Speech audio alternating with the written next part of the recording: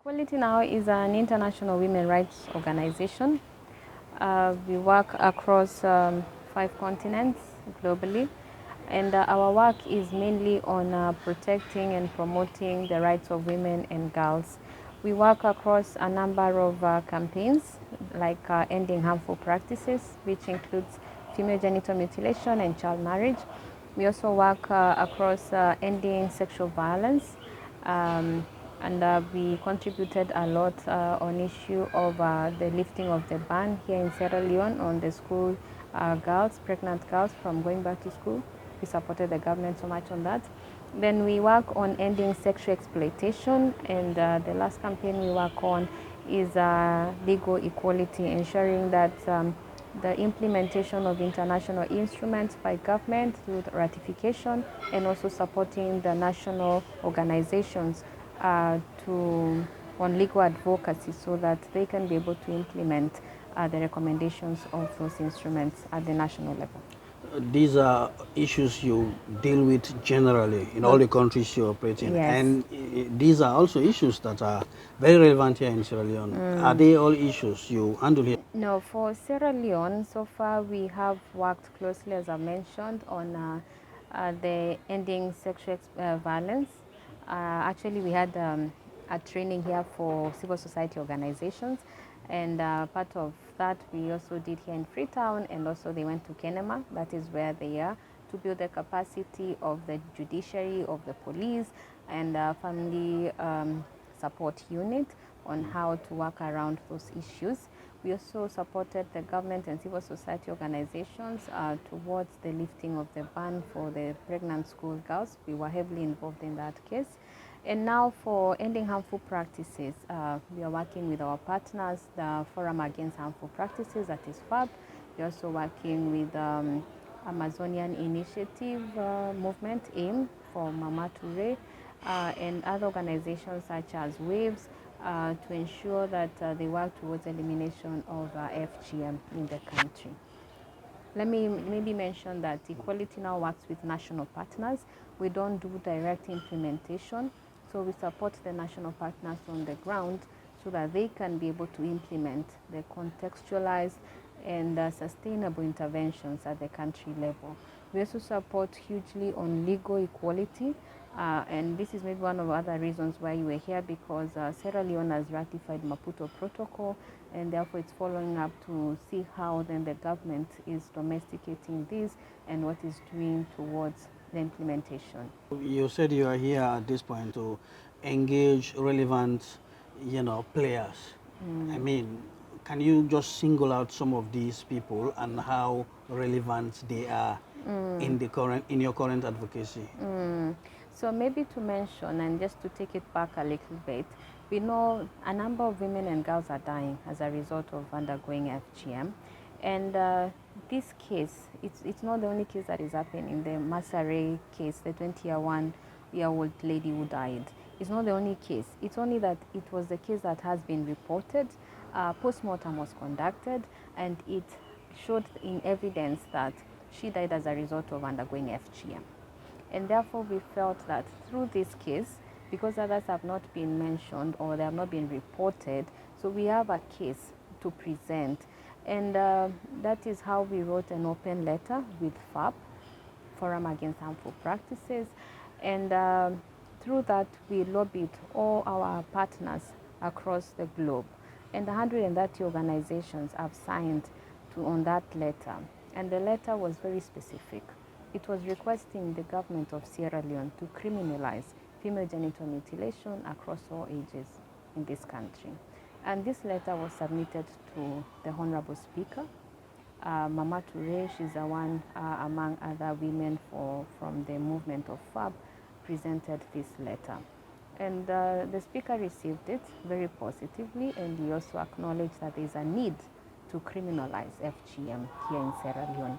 So we are here in this mission to follow up on that remark or the recommendations that the Speaker gave, and also to speak with all the players, all the stakeholders involved in this process on how we can forward this agenda towards the criminalization of harmful practice, which is FGM. Okay. You mentioned that the case of Masire is not the only one. It's just that it's the one that has been reported. Now, you have got favorable response from the speaker, but we all know it's not going to happen overnight. It's going to take time. Of course, yes. So while you are handling the issue at policy level, you are also working on the ground. What are you doing, or what do you think should be done at the ground level? I mean, at least to encourage people to report. Because when these cases come out, people get to know the severity of the situation. I agree with you. So while we are working at the policy level, we are also engaging all these other players at different levels of the society, because ending FGM is a collective responsibility. One person cannot end FGM. So while we are calling for legislation aspect of it and also for the political goodwill to have FGM criminalized in this country or even banned like what Liberia has done, we have also engaged the donor community that they need to support the national organizations all the way to the grassroots level with supporting them with resources so that the advocacy can be sustained. We also held a meeting with the civil society organizations and built their capacity. Actually, Mama Ture was the one who was speaking to them on how to be able to speak about issues of FGM and creating that awareness and information on issues and the effects of female genital mutilation. Because when people are informed, then they will know that it is a violation of human rights, and they will not be taken advantage of because of lack of information. We have also been engaging the media, and here that is where you're here also, so that you can create more awareness. So because I know you have a wide coverage, and whoever is listening to this, whoever is watching this, then gets the information that FGM has effects and it's also a violation of human rights, and then they are able to join the movement to advocate against harmful practices. We met with the police as well and spoke about issues of investigation and what are some of the challenges that they are facing. They had arrested 3 culprits, or the people that were alleged to be offenders of the crime. But because there's some of the gaps in like the lack of the law that is specifically banning FGM, they said they cannot charge in court because when they take the case to the prosecutors, it's lacking evidence, it's not sufficient evidence, and therefore we were even discussing to think of forensic evidence collection and gathering that really pinpoints a particular person to the crime. So we have been engaging a number of stakeholders and partners and looking at how all of them have a role to play towards ending FGM in this country. The debate has been, even I as a journalist have been confronted whenever I report on the issue. This is against our culture. It's difficult to change some minds when they are not willing to accept it. How have you been, confronting that kind of argument? Maybe if I can just say, I've already started being confronted. I have received a number of emails so far that people are saying, leave our culture, just go back to your country and leave us alone. Yes, so far I've been confronted. From other countries? Oh no, from people who are living abroad, but they are from Sierra Leone. Yes. Really? Not a problem, really. I mean, I've worked on these issues for a long time, and that is something I've come across as often. But maybe what I can say is that let's look at the issue without emotions. FGM is being embedded in the culture, but it is a violation of human rights. At least I know we all agree to that point, because when you listen to the arguments, it's as that people don't want to just hands off, but they all agree that it's a violation of human rights. It's only that now we need to intensify our sensitization and our education towards that. And the other thing is to involve every stakeholder in this process. Because I keep on saying this and people look at me in a very weird way, because I say for you to end such practices that are embedded in culture, one is not going to end overnight. It is a gradual process, but you have to give people information, and the correct information. And it's not by threatening people, but it is reaching to them with the rightful information and respecting where they're coming from. there's a research that was done by UNICEF a long time ago, and it always said that the people who practice it is not because they believe it is bad. Because if you're not going to harm your own, you cannot do that. But because they've been socialized in that way, they believe they're just upholding their culture. But when you reach them with a lot of respect and educate them that it is a violation, then they would listen. It's just that we have to respect spaces and people so that we can work together in this journey towards abandonment. So do no harm approach in this case is very necessary. That you approach people from where they are coming from. And then, because you have to start from the known.